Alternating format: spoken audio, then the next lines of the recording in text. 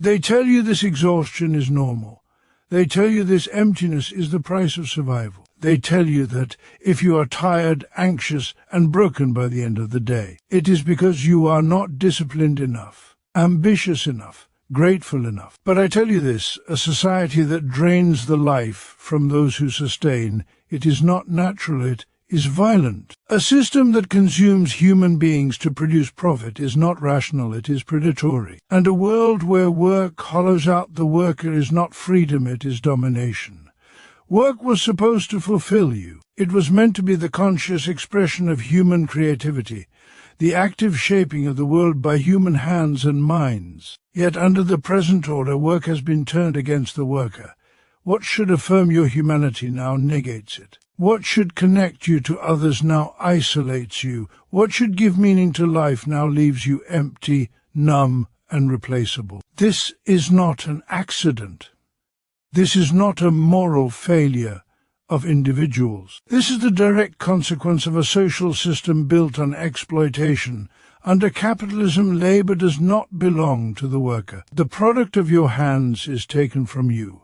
The value you create is claimed by another. Your time, your living time, is bought as cheaply as possible and sold back to you as survival. The more wealth you produce, the poorer you become in spirit, in security, in power. You are told that work gives dignity, yet you are stripped of control. You are told the market is neutral, yet it always favors those who own over those who labor. You are told to compete with one another, because united workers are dangerous to those who rule. Here lies the great deception of this system. It presents exploitation as opportunity, alienation as freedom, and submission as choice.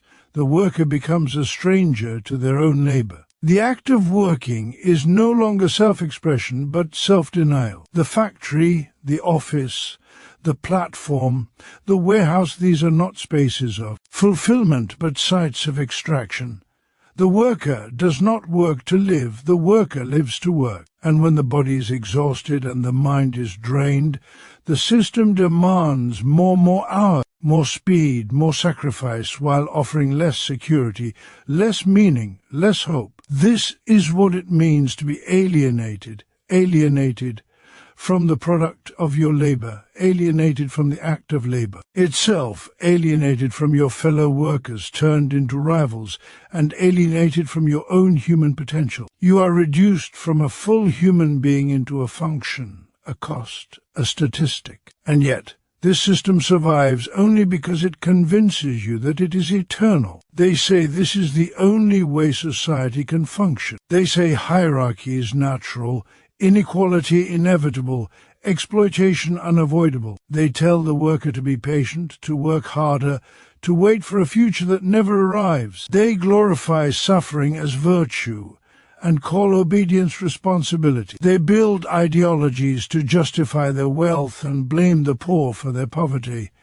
But history tells another story. Every ruling system presents itself as permanent until it is overthrown. Every dominant class claims its power is deserved until the oppressed recognize their collective strength. Capitalism is no exception.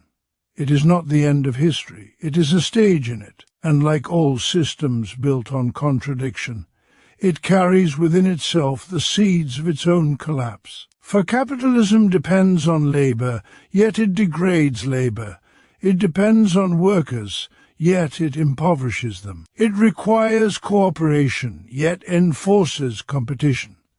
It promises freedom, yet delivers dependence. These contradictions cannot be resolved by reforms that polish the chains. They demand transformation. The working class is not powerless. It is fragmented, intentionally fragmented, but not weak. Every machine runs because workers operate it. Every institution functions because labor sustains it. Every profit exists because surplus is extracted from human effort. The true power of society does not lie in boardrooms or stock markets.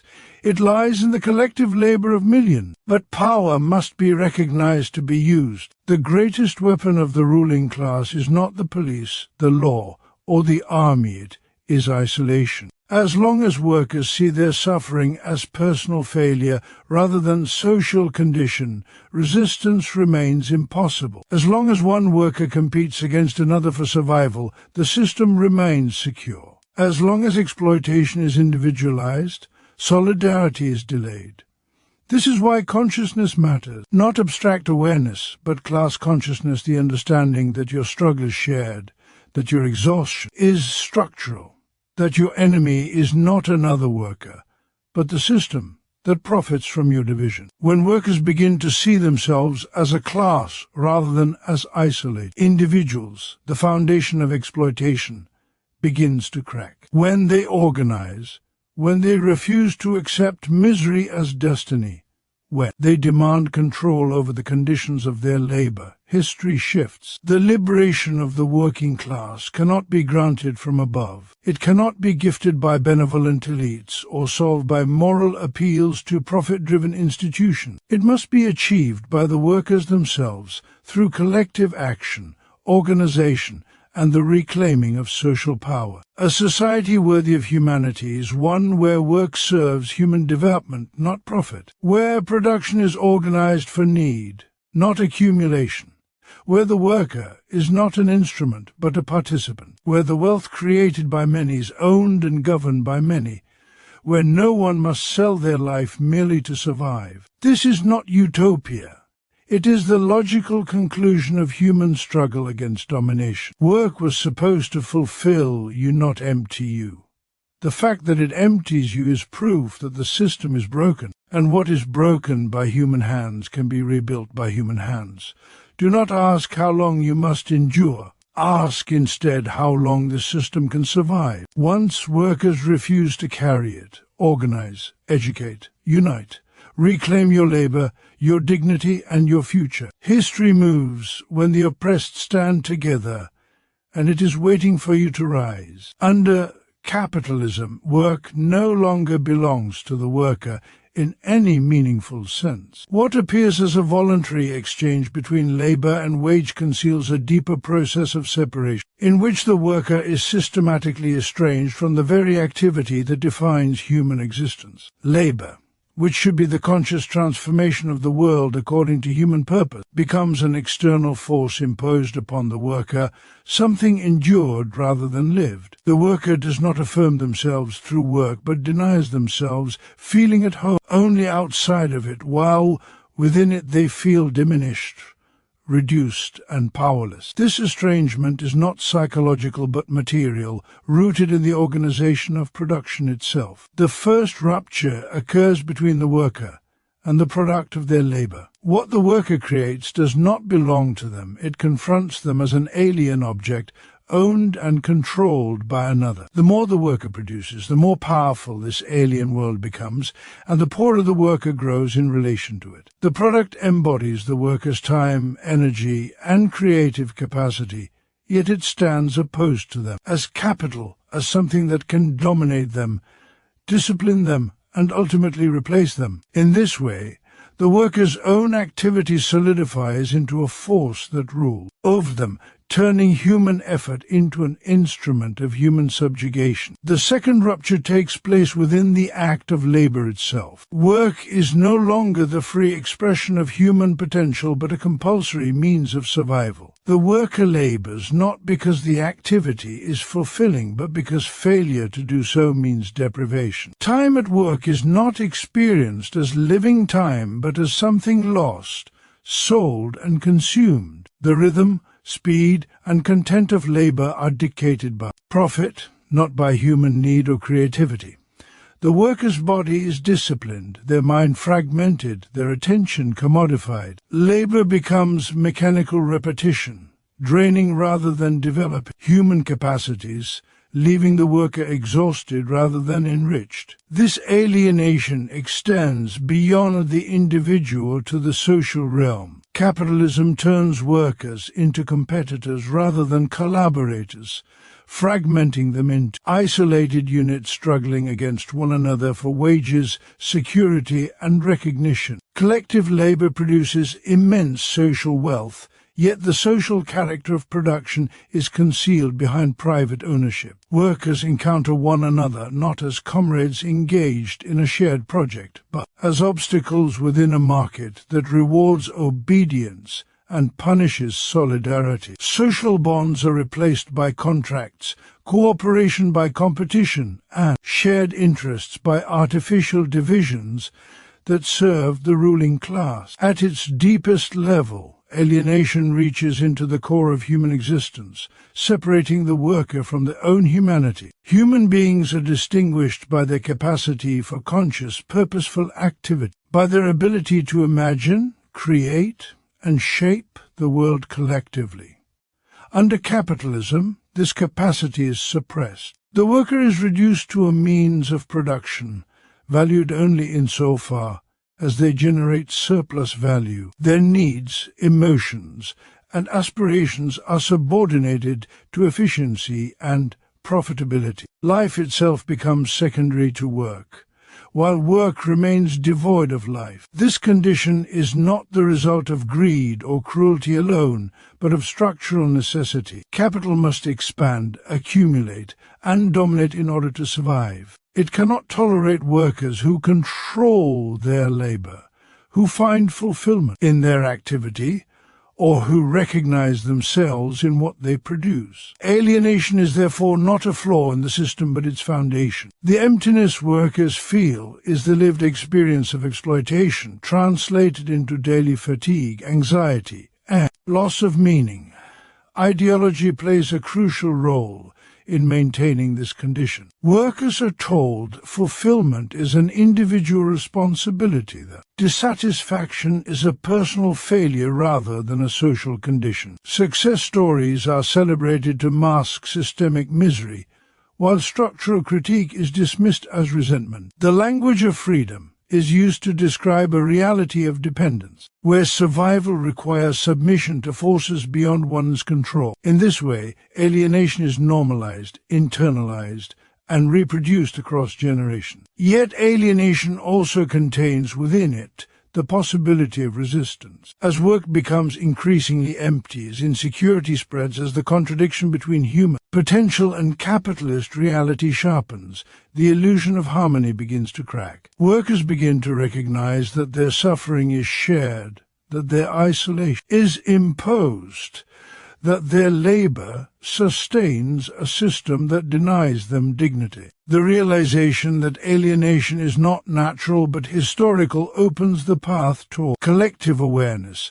toward the understanding that what has been constructed through social relations can be dismantled through social struggle, toward the recognition that humanity can reclaim itself only by reclaiming control over the conditions of its own labor, over the products it creates, over the social world it collectively brings into being, over the very meaning of work as a human activity, rather than a tool of domination and survival under a system that demands endless sacrifice while offering nothing in return except continued submission. Exploitation under capitalism is not an accident of bad behavior, nor the outcome of individual moral failure, but the inevitable result of a system organized around profit rather than human need. To frame exploitation as a personal issue is to misunderstand its nature and to obscure the mechanisms that reproduce it daily. The worker does not suffer because they lack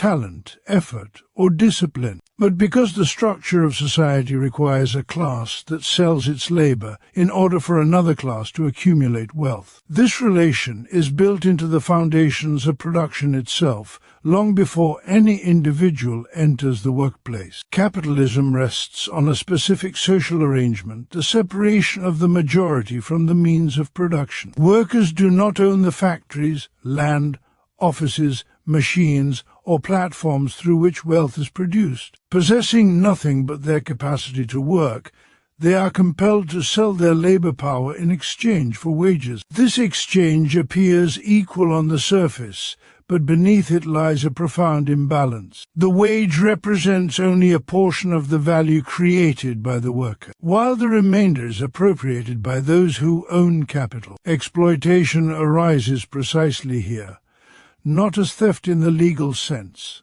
but as a lawful extraction of surplus value sanctioned by the system itself.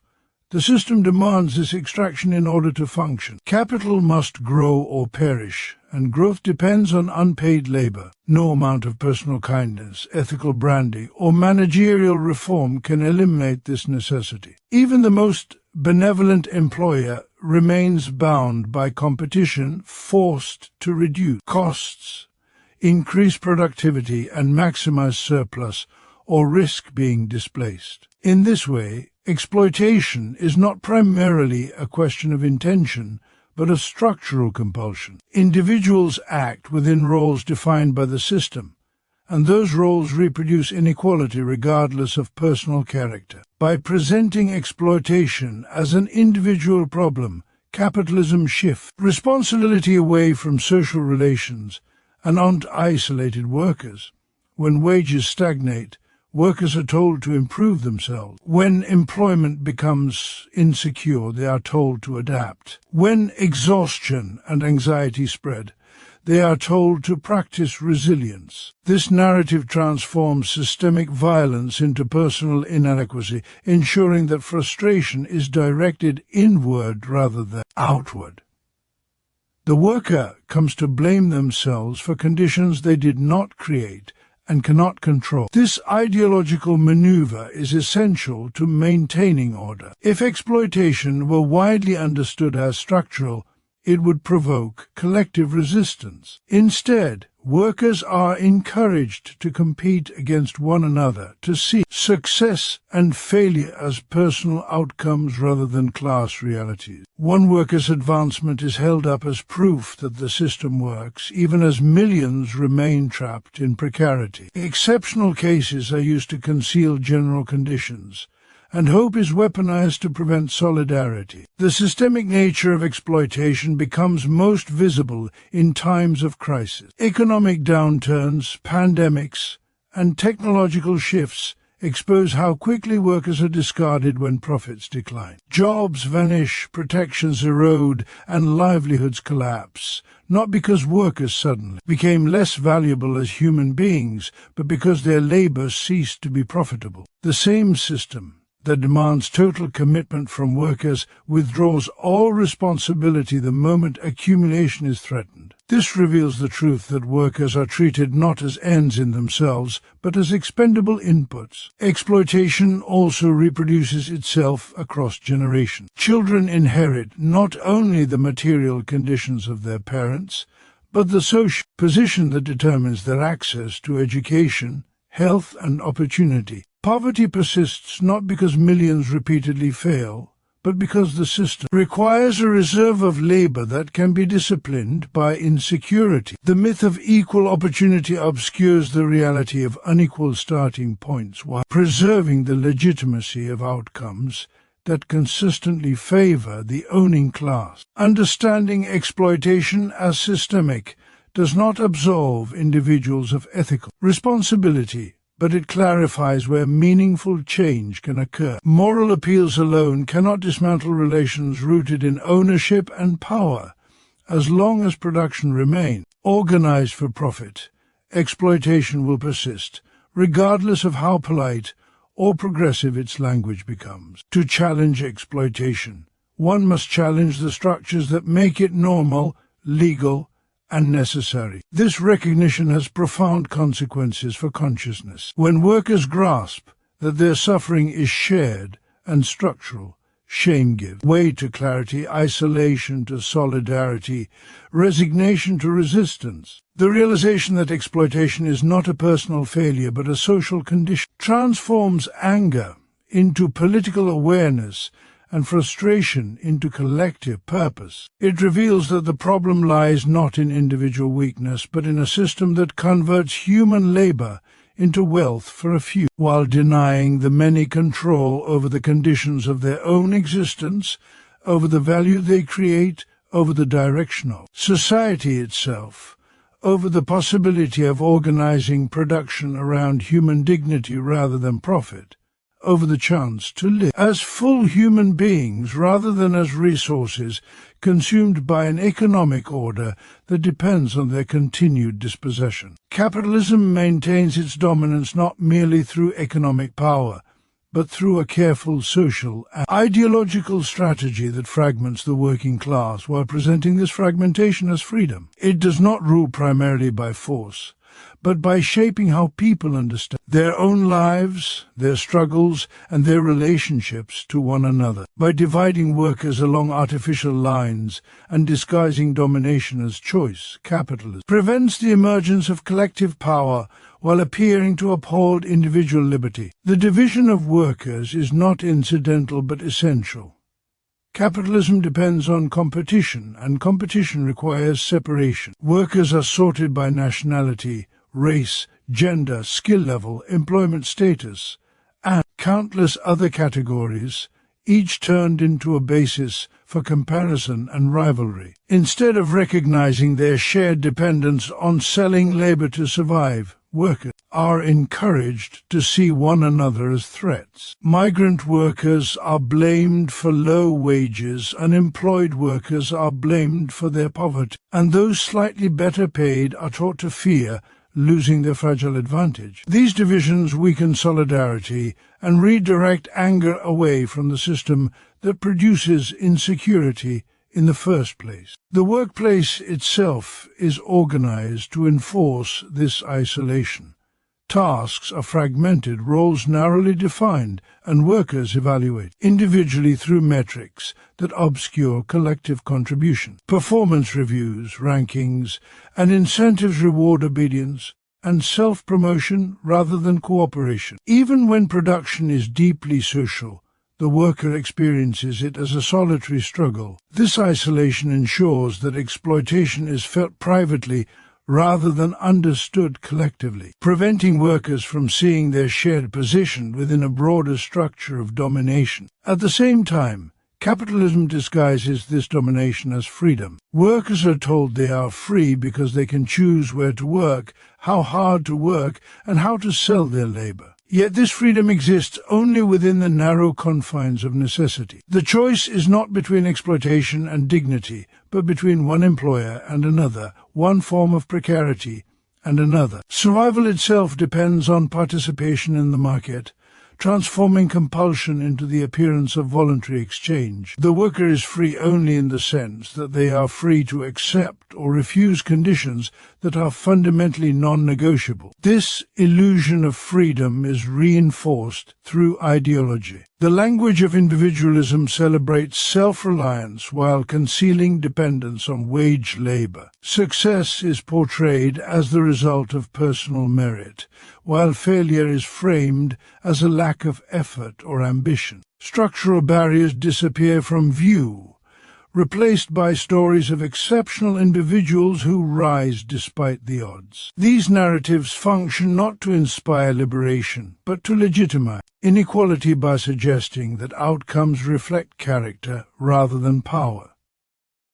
Domination is further disguised through consumption. Capitalism offers workers access to commodities as compensation for their lack of control over production. The ability to buy goods creates the sensation of participation and agency, even as the conditions under which those goods are produced remain untouched. Desire is redirected away from collective change and toward private acquisition. The worker may have little power at work, but is encouraged to feel sovereign. As a consumer, mistaking purchasing choices for political ones. Even resistance is often absorbed and neutralized. Dissatisfaction is individualized into stress, burnout, and self-help. Structural problems are rebranded as mental health challenges to be managed rather than conditions to be transformed. Corporate language adopts the vocabulary of empowerment and inclusion while leaving the underlying relations of ownership intact. In this way, Domination becomes harder to see precisely because it presents itself as progress. The state plays a crucial role in sustaining this illusion. Legal equality masks material inequality, granting formal rights while protecting economic arrangements that render those rights hollow for most people. Workers are equal before the law, yet profoundly unequal in their access to resources, time, and security. Democracy itself is constrained by economic power, as decisions affecting millions are shaped by those who control investment, employment, and production. Political freedom exists alongside economic dependence, creating a contradiction that capitalism works tirelessly to normalize. The greatest danger to this system is unity. When workers recognize that their divisions serve the interests of capital, the illusion begins to fracture. When they see that their freedom is constrained by necessity, that their competition is manufactured, that their insecurity is profitable to others, the narrative of individual failure loses its hold. Solidarity threatens capitalism because it exposes the collective nature of labor and the collective potential of resistance. Capitalism survives by ensuring that workers rarely encounter themselves as a class. It fragments experience, privatizes suffering, and frames domination as the natural outcome of free choice. The moment workers begin to understand that their isolation is imposed, that their freedom is conditional, that their struggles are interconnected, the ideological foundation of the system weakens, and what once appeared as an unchangeable reality begins to reveal itself as a historical arrangement sustained only by division, misrecognition, and the constant effort to prevent those who produce the world from recognizing their own collective power. Class consciousness is not an abstract idea, but a material awakening rooted in lived experience, emerging when workers recognize that their individual struggles are expressions of a shared social condition. Under capitalism, workers are encouraged to see themselves as isolated units bound to personal success or failure. But class consciousness shatters this illusion by revealing the common structure that shapes their lives. It arises when workers understand that they do not merely sell labor as individuals, but exist as part of a class defined by its relationship to production, ownership, and power. This recognition transforms scattered frustration into collective awareness and redirects anger away from the self and toward the system that produces exploitation. Without class consciousness, workers may resist in fragmented ways, negotiating better conditions here and there while leaving the foundations of exploitation intact. Consciousness gives direction to struggle by clarifying who benefits from existing arrangements and who pays the cost. It reveals that low wages, long hours, insecurity, and exhaustion are not isolated injustices, but interconnected outcomes of a system designed to extract surplus value. Through this understanding, workers begin to see that their interests are fundamentally opposed to those of capital, regardless of how cooperative or progressive that capital may appear. Collective organization is the practical expression of this awareness. Where class consciousness identifies shared conditions,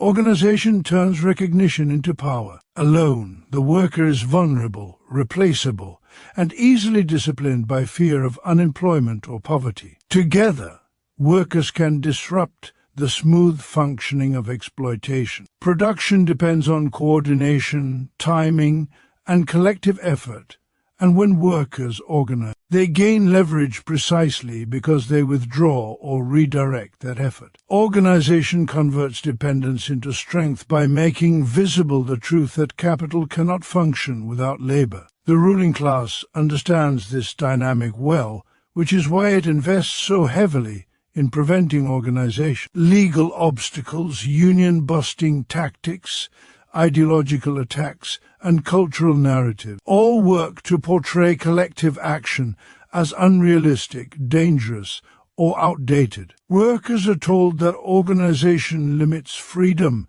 that solidarity stifles individuality, that cooperation is incompatible with innovation. These claims conceal the fact that unorganized workers are far less free, constrained by necessity, and stripped of bargaining power. Organization does not erase individuality. It protects it from being crushed by economic coercion. True collective organization goes beyond formal structures and contracts. It requires trust built through shared struggle, communication rooted in honesty, and a commitment to mutual defense. It grows through experience, as workers learn that victories are possible only when they act together. Even small acts of solidarity carry transformative potential, as they undermine the culture of competition that capitalism depends upon. Each moment of collective resistance challenges the idea that exploitation is inevitable and teaches workers that they are not powerless. Class consciousness also expands the horizon of what workers believe is possible. Instead of limiting demands to immediate survival, it opens space for imagining alternative ways of organizing production and society. Workers begin to question why decisions affecting their lives are made without them, why wealth they create is controlled by others, why democracy ends at the workplace door. These questions move struggle from defensive resistance to transformative ambition, from reacting to injustice toward reshaping social relations themselves. Collective power is not simply numerical, it is strategic. Organized workers can coordinate across industries, regions, and borders, countering the mobility of capital with solidarity that transcends artificial division. Class consciousness exposes how nationalism, racism, and hierarchy are used to fracture unity, teaching workers that their real allies are not defined by identity imposed from above, but by shared material interests. This understanding weakens the mechanisms that keep workers divided and strengthens the capacity for sustained resistance. The power generated through organization is not granted by institutions but built through participation. It develops as workers gain confidence in their collective capacity, as fear gives way to courage rooted in mutual support. Each act of organization challenges the logic of exploitation by asserting that those who produce social wealth have the right to decide how it is used. This assertion does not emerge spontaneously. It is cultivated through education, discussion, and struggle that deepen awareness and strengthen bonds. Class consciousness and collective organization are inseparable. Consciousness without organization remains powerless insight, while organization without consciousness risks being absorbed into the system it seeks to challenge. Together they form the foundation of workers' power by transforming shared conditions into shared purpose, by turning isolated labor into collective force, by converting endurance into resistance, and by revealing that the structures dominating workers exist only so long as workers accept fragmentation and silence, rather than unity and collective action rooted in the recognition of themselves as historical agents capable of shaping the world they sustain through their labor. Human liberation cannot be achieved within a system where production is organized primarily for profit rather than for human need. As long as the purpose of economic activity is accumulation, growth, and private gain, human beings remain subordinate to forces they collectively create but do not control. Production, which should be the means through which society sustains and develops itself, becomes an end in itself, demanding endless expansion regardless of its human cost. In such a system, people exist to serve the economy, rather than the economy existing to serve people. Under capitalism, profit determines what is produced, how it is produced, and for whom it is produced. This logic is indifferent to whether human needs are met, distorted, or ignored entirely. Goods are created not because they are socially necessary, but because they are profitable. Scarcity is maintained where abundance is possible, while excess is produced where need is absent. Housing stands empty while people are homeless. Food is wasted while millions go hungry. and labor-saving technology is used to intensify exploitation rather than reduce toil. These contradictions are not failures of management, but expression of a system that prioritizes exchange value over human well-being. When profit governs production, workers are reduced to costs to be minimized rather than human beings to be developed. Decisions about work are made without regard for physical or psychological health, creativity, or fulfillment. Speed, efficiency, and output are valued above dignity and sustainability. The worker's life is fragmented into hours sold and hours recovered, while the meaning of activity itself is stripped away. Liberation cannot emerge from conditions where human potential is systematically sacrificed to maintain profitability. Transforming production means reclaiming it as a collective social process rather than a private instrument of accumulation. It requires breaking the separation between those who produce and those who decide. When workers collectively control the conditions, goals, and outcomes of production, labor ceases to be an external force imposed upon them and becomes a conscious activity aligned with shared needs. This transformation does not merely change ownership on paper, it alters the very purpose of economic life. Production organized for people rather than profit prioritizes use over exchange, cooperation over competition, and sustainability over endless growth. It asks what society actually needs to flourish and allocates resources accordingly. Education, healthcare, housing, food, and culture become central objectives rather than secondary byproducts. Work is reorganized to reduce unnecessary labor, distribute necessary labor fairly, and allow time for rest, creativity, and social participation. Technology becomes a means of liberation rather than a tool of domination, freeing human beings from exhausting tasks instead of rendering them disposable.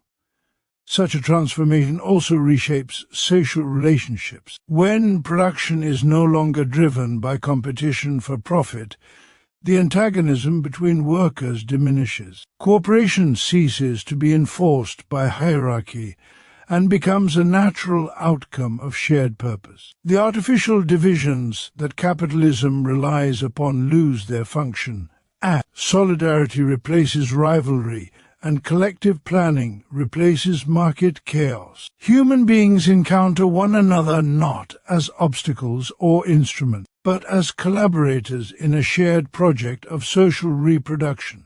Liberation requires this transformation because freedom cannot exist where the material basis of life is controlled by a minority. Political rights remain fragile and incomplete when economic power is concentrated. The ability to meaningfully participate in society depends on security, time, and access to resources, all of which are denied when production serves profit. Democracy confined to the political sphere cannot compensate for authoritarianism in the economic sphere, where most people spend the majority of their lives under conditions they do not choose. Transforming production is not about achieving abstract equality, but about restoring human agency. It is about enabling people to collectively decide how their labor is used, how wealth is distributed, and how society develops over time. This process is inherently emancipatory because it reunites individuals with the social power they already possess but are prevented from exercising. The wealth of society is already produced collectively. Liberation lies in making its control collective as well. This transformation is neither spontaneous nor automatic. It emerges through struggle, organization, and the gradual development of consciousness that recognizes profit as a historical construct rather than a natural law. As workers confront the limits of reform within a profit-driven system, the demand for deeper change becomes unavoidable. The realization grows that exploitation, inequality, and ecological destruction are not aberrations but logical outcomes of an economy structured around accumulation. Human liberation ultimately means reclaiming production as a human activity oriented toward life rather than profit. toward shared flourishing rather than private gain, toward conscious cooperation rather than blind market forces, toward a society in which economic activity no longer stands above humanity as an alien power, but is consciously shaped to serve human development, collective well-being, and the full realization of social and creative potential, without being subordinated to the relentless demand for accumulation and growth. This is the truth the system works tirelessly to conceal. Your exhaustion is not a personal weakness. Your insecurity is not a private failure, and your emptiness is not a natural condition of life. They are symptoms of a social order that survives by extracting value from human beings while denying them control over what they create. Capitalism turns labor into suffering, division into survival, and domination into something falsely called freedom. Yet this system stands only because those who sustain it have been taught to see themselves as isolated, powerless, and replaceable. The moment workers recognize themselves as a class, the logic of domination begins to fracture. When they understand their labor is collective, their exploitation systemic, and their power shared, resignation gives way to resistance. Class consciousness strips away the myths that protect inequality, and collective organization transforms awareness into force. What capital fears is not anger alone, but unity grounded in understanding. What it fears is workers who no longer beg for dignity, but organize to claim it. Human liberation demands more than survival within unjust conditions. It demands the transformation of those conditions themselves. A society worthy of humanity cannot be built on profit that thrives on deprivation, on productivity that consumes life, or on freedom that exists only for those who own. It must be built on collective control of production, on labor that develops rather than depletes, on social wealth used to meet human needs rather than to accumulate power for a few. History is not driven by markets or machines, but by struggle. Every system that presents itself as eternal has fallen once those it oppressed recognized their own strength. The power to change society already exists in the hands that produce it every day. The question is not whether liberation is possible, but whether workers will continue to carry a system that empties them, or finally stand together to reclaim their labor, their dignity, and their future as conscious makers of history, rather than silent fuel for an order that depends on their submission.